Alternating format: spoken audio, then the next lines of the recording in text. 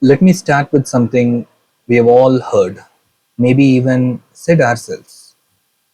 We have a WAF in place, EDR is deployed across all the endpoints, logging is enabled everywhere.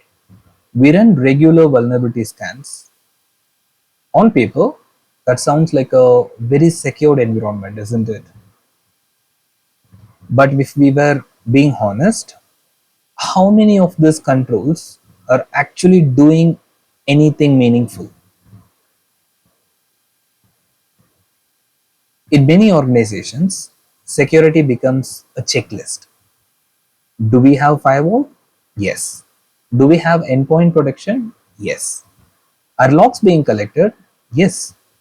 And once those boxes are checked, we just move on. But having a control is not the same as that control protecting you, right? So, controls exist, but they are not enforced.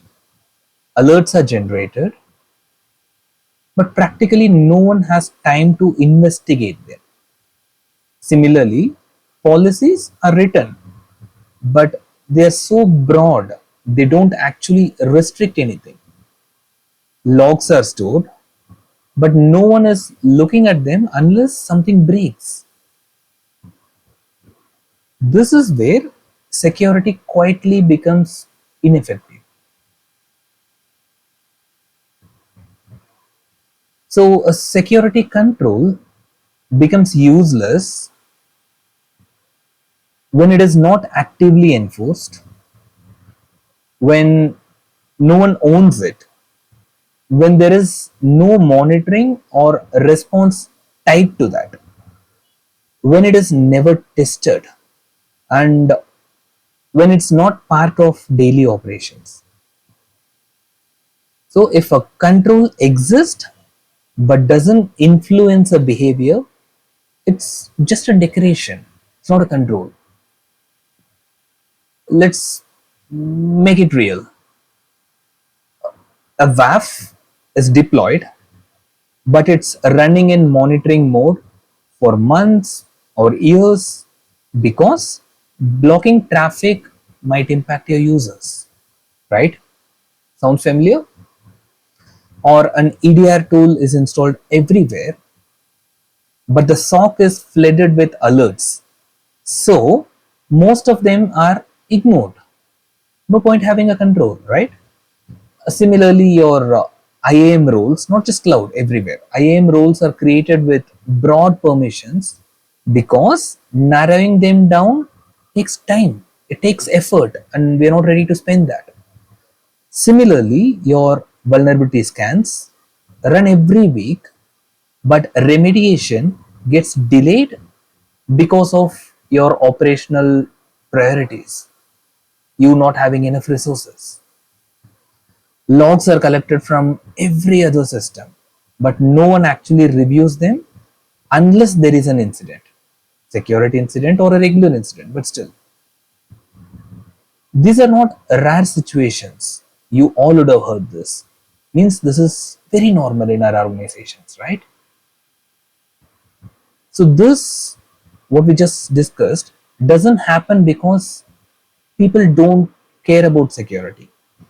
It happens because teams are trying to keep systems running. Blocking traffic can break your production, break your business. Reducing your permissions can go impact different applications. Investigating your alerts takes time that all our teams don't have. And in many cases, ownership is unclear. Is it the security team's responsibility? Or is it the operation team or the application team? So controls exist, but no one is truly accountable for making sure they work. They work effectively, efficiently. So from a leadership perspective, everything looks fine. Dashboards are green, tools report healthy status, the coverage looks complete.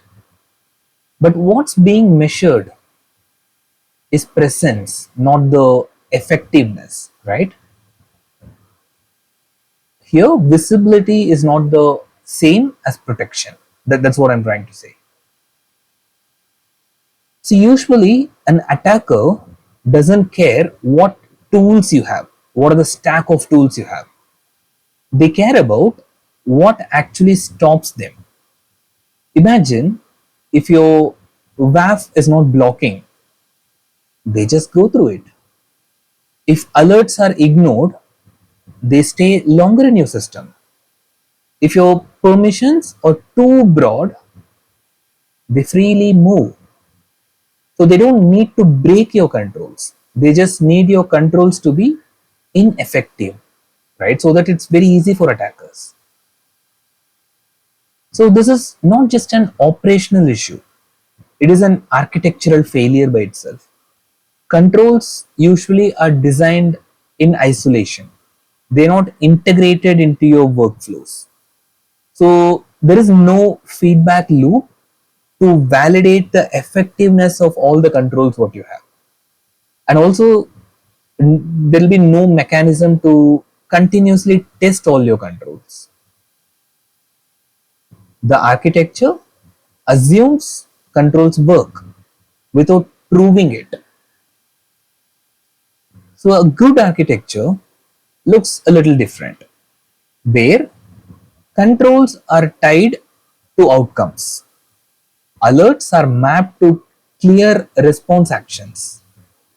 The ownership is properly defined, and the effectiveness of your control is tested regularly, frequently, and just not assumed. And most importantly, controls are part of how systems operate daily, right? And you don't need to fix everything at once. Start by identifying your critical controls, test them, validate if they actually work. So reduce noise before adding more tools on top of that.